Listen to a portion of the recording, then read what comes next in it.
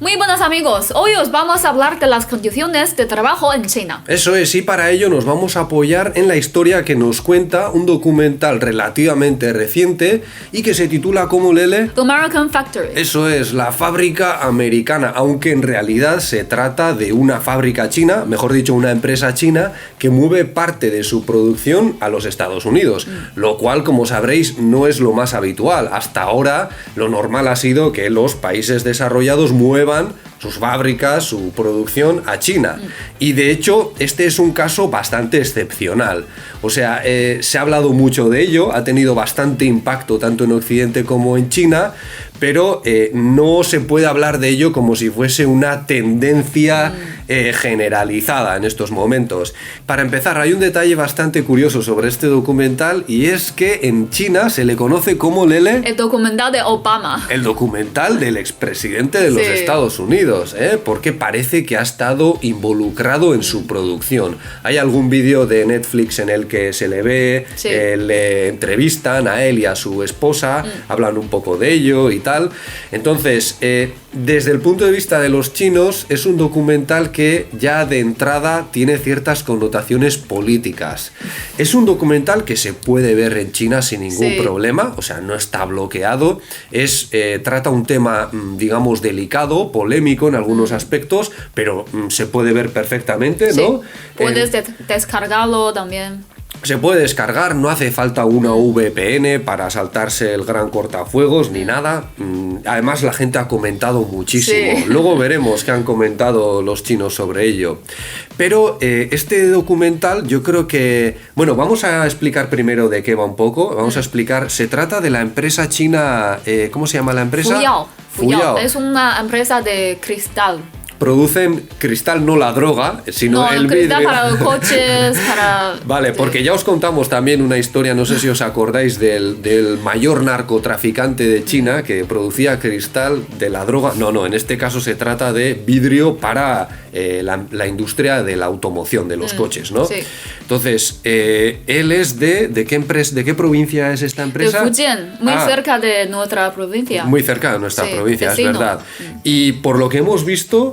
aunque en el documental su reputación queda un tanto tocada en algunas cuestiones, en China tiene bastante buena fama, ¿no? Sí. O sea, hemos estado leyendo lo que comentan los chinos que estaba o está trabajando esta fábrica y dice que esta fábrica tiene buena, ¿cómo se dice? Salario. Tiene buenas condiciones. Está contenta que trabajando ahí. Claro, porque luego hablaremos de ello. Los estándares de las condiciones laborales en China y en los Estados Unidos o en Europa no son las mismas. Entonces, para los chinos, según lo que hemos leído, tampoco es una empresa en la que estén explotando a los trabajadores, ni mucho menos. Hay otras que son peores, bastante peores, os lo garantizamos. Eso, vamos... Entonces, uno de los temas yo creo que más delicados, saltamos directamente a lo más jugoso, es que este empresario chino, el jefe de esta empresa, que se llama, ¿cómo se llama él? Cao De-wang. Vale, este señor que hay que admitir también que, bueno, al menos se presta a rodar este documental, a participar en él y a mostrar partes del funcionamiento de su empresa y de las negociaciones en los Estados Unidos que a lo mejor otros empresarios, tanto chinos como estadounidenses, no se prestarían. He leído un poquito. ¿Has leído sobre esto? Sí, y él dejó los Netflix, ¿no? Como los directores, puedes grabar... les permitió grabar casi, creo que 3 años. ¿3 años? Sí, como más que 1000 horas de material. Más de 1000 horas de material. Bueno, o sea, puede ser todo lo malo que queramos. A mí personalmente no me cae muy bien. O sea, no me gustaría tenerlo como jefe, pero al menos hay que admitir que ha tenido cierto grado de transparencia al permitir que se grabe este documental, ¿no? Entonces, uno de los detalles más polémicos de este documental, en el que se ahonda bastante, es que este empresario dice: yo voy a montar una fábrica en los Estados Unidos, quiero demostrar que esto es viable y que podemos trabajar en los Estados Unidos, pero con una condición: que no haya sindicato de trabajadores. Y entonces, claro, esto da mucho juego. Sí. Porque, claro, se supone que China es un país orientado al socialismo, algunos dirían que comunista, bueno, está gobernado por un partido comunista. Entonces, ¿cómo puede ser que algunas empresas de China, como en este caso esta que se llama Fuyao, ¿no? Fuyao. Tiene un nombre que, bueno, no vamos a meternos en su fonética, en cómo rima, pero bueno. Entonces, es un poco raro que digan, pues, un país gobernado por el Partido Comunista y no permite los sindicatos, ¿no? Claro, a ver, hay que tener en cuenta en primer lugar que esta es una empresa privada. Sí. Es un caso muy particular y yo creo que es muy difícil generalizar, en primer lugar porque hay muy pocos casos de este tipo, muy pocas empresas chinas que están trabajando, por ejemplo, como en este caso en los Estados Unidos, produciendo allí, vendiendo sus productos sí, pero produciendo allí muy pocas.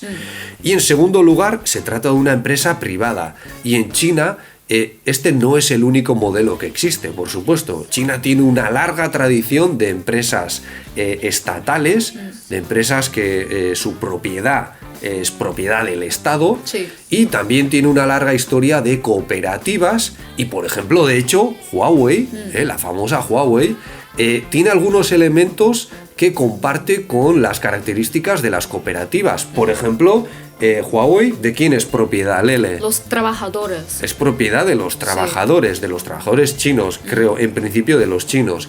Pero claro, son unas características bastante particulares y yo creo que si el documental buscase realmente hablar de lo especial que es la economía en China, de las características especiales de la economía china, hay otros ejemplos más interesantes que una empresa privada. Yo creo que la gracia para mí, por ejemplo, como sociólogo, a mí me interesa mucho más ver, por ejemplo, estudiar las empresas estatales que ahora mismo en China son las líderes en la producción de trenes de alta velocidad, colaborando con empresas extranjeras también, pero son las líderes en ese sector. Ver, por ejemplo, cómo dividen muchas veces a las empresas estatales para que compitan entre ellas. Estudiar las empresas estatales que se dedican a los sectores punteros, como por ejemplo en la automoción, hace un par de años o el año pasado, la marca, el modelo de coches 100% eléctricos más vendidos de China, el modelo más vendido era de una empresa estatal. ¿Tú te acuerdas de cómo se llama? ¿Cómo se llama? Beiqi Xinengyuan. Hablamos de ella en nuestro vídeo sobre los coches en China. Entonces, claro, yo creo que no se puede entender este caso particular como representante del mundo empresarial en China. Es imposible. De hecho, si preguntas a los chinos en qué tipo de empresa les gustaría trabajar, muchos te dirán que prefieren qué tipo de empresas, Lele. Estatales. Las empresas estatales, por goleada. ¿Por qué? Pues porque ofrecen casi siempre mejores condiciones. Respetan las vacaciones, respetan más los horarios. Nosotros, por ejemplo, hemos conocido algunas cuando estaba yo haciendo la tesis en Changchun, en el noreste. Nuestro profesor de sociología estaba haciendo una ronda de entrevistas allí y nos decían que algunos trabajadores querían trabajar más horas por las pagas extra, porque se pagaban las horas extra, porque en muchas empresas chinas no te las pagan, pero allí en algunos casos sí. Entonces es una situación bastante parecida a la que podemos encontrar en muchas empresas de países desarrollados. Esa situación yo también la he conocido en España. Trabajadores que esperan poder hacer horas extra cuando se las pagan, por supuesto, o cuando se las pagan con un plus. Entonces, incluso hay empresas estatales en China que ofrecen otros beneficios, como por ejemplo vivienda, cada vez menos, pero todavía hay algunas que lo hacen. Por ejemplo, esta universidad en la que trabajo yo es una universidad semiprivada, pero nos ofrece vivienda a los profesores, a los extranjeros y a los chinos también, algunos, ¿no? También en algunos casos pueden incluir servicios como el de guardería o incluso escuelas. Entonces, claro, para muchos trabajadores, a lo mejor quizás los salarios en algunos casos no son tan altos, pero la seguridad que te ofrecen en otros aspectos, incluido las pensiones y demás, pues es mucho mejor. Y también hay mucha gente que desea trabajar en empresas privadas punteras, como por ejemplo, pues a lo mejor Alibaba o Huawei, ¿no? Huawei también tiene un aura de prestigio, Sí. ¿no? También por el significado de la marca, que Sí. significa como... logro de China. El logro de China, el logro de los chinos. Entonces ahí hay una cosa identitaria que Sí. les llama mucho con Huawei. Sí. Y también, pues eso, se supone que pagan bastante bien, pero se trabaja mucho. Sí. En Huawei se trabaja mucho. Entonces, claro, en cuanto al caso que nos trae en este documental, pues sí, vemos que este señor pues juega, digamos que juega sucio, ¿no? En los términos de lo que estamos acostumbrados en los países desarrollados con nuestro concepto de los derechos laborales, ¿no? Él no quiere un sindicato y de hecho en este documental vemos como un equipo de trabajadores de la empresa, de sus socios americanos, viajan a China para ver cómo se trabaja en China y pues eso, parece que es una situación bastante peculiar, no excepcional, yo creo que en China se pueden dar muchos casos de este tipo, en la que el jefe del sindicato de esa empresa Sí. es pariente, hermano o cuñado Sí. del jefe de la empresa, ¿no? Eso es. Claro, entonces, pues empezamos bastante mal. Ya desde el principio, a mí, por ejemplo, ese dato me haría temblar como trabajador, ¿no? Diría, pues que al final queda todo en casa, ¿no? A favor del empresario. Pero claro, ¿eso quiere decir que en China no hay sindicatos? No, en China hay sindicatos, pero digamos que no son independientes. ¿Cómo se llama el sindicato en China? ¿En chino? Sí, en chino, ¿cómo se llama? 中华全国总工会. Eso es, y se traduce como la Federación Nacional de Sindicatos. Entonces, todo sindicato en China, desde el nivel más pequeño, en cualquier empresa, sin importar el tamaño, tiene que estar inscrito en esta federación. Y es una federación que está bajo el control del Partido Comunista de China. Entonces, se puede decir que no son sindicatos independientes y que en muchos casos, dependiendo del grado de corrupción que exista y de tejemanejes, pues puede ocurrir que jefe de sindicato y jefe de la empresa sean una misma cosa, ¿no? Y en esos casos, en lugar de luchas por parte de trabajadores organizados, nos vamos a encontrar con otro tipo de medidas o de actividades que son más del tipo de la gestión de los recursos humanos. Por ejemplo, en muchos países occidentales se lleva este rollo que viene de Elton Mayo y de otros teóricos que hablan de, por ejemplo, mejorar la comunicación en las empresas porque de esa manera aumenta la productividad y esto se hace pues a través de diferentes cosas como pues yo que sé, reuniones, actividades en grupo. Sí. Y en China también han aplicado todas estas ideas, las han mezclado con su tradición de las unidades de trabajo, que eran las antiguas empresas estatales de las que podemos hablar un día si os interesa. Entonces, ¿qué tipo de actividades vemos? A ver, Lele. Bailes, Cantos, bailes. Sí, y otras cosas como, no sé, una cosa como hacemos juntos, ¿no? Como todo feliz. Todos felices, todos, aunque bueno, en este documental se ve, lo que vemos es que están así todos como formando como soldados, ¿no? Entonces les dan un discurso y ellos pues no sé si cantan los lemas de la empresa o algunas consignas, pero en China, en muchas empresas, incluso en empresas privadas, suelen hacer este tipo de actividades antes de comenzar la jornada. Sí. A veces no todos los días, pero sí es como una forma de pues entrar en calor, les hacen cantar, bailar, se supone que para motivarles un poco. Sí, para el ánimo. Pero a veces los trabajadores, por supuesto, están como en plan, pero a ver, Todos los días. dejadnos en paz, ya, dejadnos trabajar, no nos liéis con esto, ¿no? Entonces, claro, yo creo que en China sí que es verdad, hay una mezcla muy curiosa de, pues eso, ¿no? Se supone que es un país comunista, o sea, gobernado por un partido comunista, orientado al socialismo, pero con una economía en muchos ámbitos muy liberal, ¿no? Muy orientada, muy basada en la economía de mercado, y entonces en algunos casos vemos este tipo de condiciones que nos chocan bastante a los occidentales, ¿no?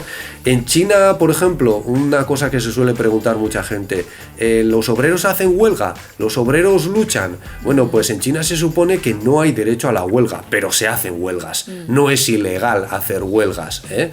¿Y hay tensiones entre trabajadores y empresarios? Por supuesto. Y muchas veces estas tensiones se comunican a través del sindicato, de este sindicato que hemos dicho que está controlado por el partido, y se solucionan a través de negociaciones, ¿no? Como las que puede haber en cualquier empresa occidental. Pero volviendo al tema de la empresa china que protagoniza este documental, ocurre algo muy curioso, y es que ellos insisten en que no quieren que se forme un sindicato, y entonces contratan a una empresa estadounidense que se supone que puede convencer a los trabajadores de que voten en contra de asociarse en un sindicato. Y a mí esto es algo que me ha parecido bastante curioso. Yo no sabía que en los Estados Unidos había este tipo de empresas. ¿Y cómo trabajan? O sea, ¿convencen a los empleados de que no deberían sindicarse? ¿Con qué? ¿Con amenazas? ¿Metiéndoles miedo? No sé. O sea, si al final, si es verdad que tenemos libertad para asociarnos, pero al mismo tiempo existen este tipo de agentes para luchar contra la asociación de los trabajadores, pues no sé en qué quedamos. La verdad es que me llamó bastante la atención. Eso también es algo que nos debería, o que les debería preocupar a los estadounidenses. Y de hecho lo que ocurre al final, cuidado porque os vamos a destripar el desenlace del documental, es que los trabajadores votan en contra del sindicato. Y parece que luego pues la empresa sigue trabajando, cumple con sus objetivos, logra tener beneficios incluso, sí, y contratan a más gente, aunque también se habla de automatización, aparece el aspecto de la automatización, aparecen despidos también, son casos que son bastante tristes para el espectador. Sí. Porque pues parece que también había relación entre... Empezaban a hacer migas los trabajadores chinos y estadounidenses, sí, y luego pues despiden a algunos trabajadores de los Estados Unidos. ¿Y qué han opinado los chinos, los espectadores chinos sobre esto, Lele? Es que tenemos diferentes opiniones. Mucha gente dice que al final ahora estamos luchando, ¿no? Los dos países, no, dos tipos de personas estamos luchando por derechos de humano, ¿no? Pero al final de la película también tenemos robots, ¿no? Al final el jefe dice que, bueno, el año que viene vamos a tener más robots, entonces no necesitamos mucha gente. Entonces, al final, ¿qué vamos a ocurrir en el futuro? ¿Qué va a ocurrir? Pues no lo sé, lo vamos a tener yo creo que bastante difícil, tanto en China como en muchos otros países, por la automatización y también porque la deslocalización de las empresas no ha terminado. O sea, va a seguir habiendo países que estén dispuestos a trabajar en peores condiciones y va a seguir habiendo empresas que se aprovechen de esa situación y que acudan, que muevan su producción a esas zonas.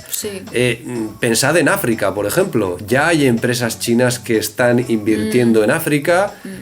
Por ejemplo, Jack Ma, el jefe de Alibaba, ex jefe de Alibaba, tiene una historia, está invirtiendo mucho en África últimamente, parece que tiene proyectos allí. Y bueno, pues yo creo que entrando al debate eterno debate entre capitalismo y comunismo, parece que todavía queda mucho trecho en el mundo para que se extienda la economía de mercado a otros países, para que se desarrolle en otros países. No sabemos si con la fórmula de China, que es a través de un capitalismo de Estado, o a través de la fórmula dominante en los países desarrollados, en los que el Estado en algunos casos no interviene tanto. Aunque, a ver, recordemos que la General Motors, el caso del que se habla mucho en este documental, porque la situación de crisis que se ve en Ohio es por el cierre de la General Motors, bueno, la quiebra. Sabéis que General Motors fue rescatada por el gobierno estadounidense y durante un periodo, no sé si en estos momentos también, fue una empresa pública, rescatada con dinero público. Entonces, sea el modelo que sea, yo creo que todavía queda bastante planeta. A ver, quedan países por desarrollar a través de la economía de mercado en diferentes combinaciones de economía planificada. Pero no sabemos si nos va a quedar planeta, ese es el problema. No sabemos si nos va a quedar recursos, no sabemos si nos vamos a cargar nuestro planeta en el proceso. Entonces, este problema que pone de manifiesto el documental de la deslocalización de empresas, de la explotación de trabajadores de otros países, etcétera, etcétera, es un problema que está lejos de terminar desde mi punto de vista. Y entonces, de hecho, en China, mucho de lo que plantean muchas personas en Occidente, de tipo, ¿por qué los chinos con un partido comunista, con un gobierno supuestamente comunista, permiten este tipo de abusos a sus trabajadores?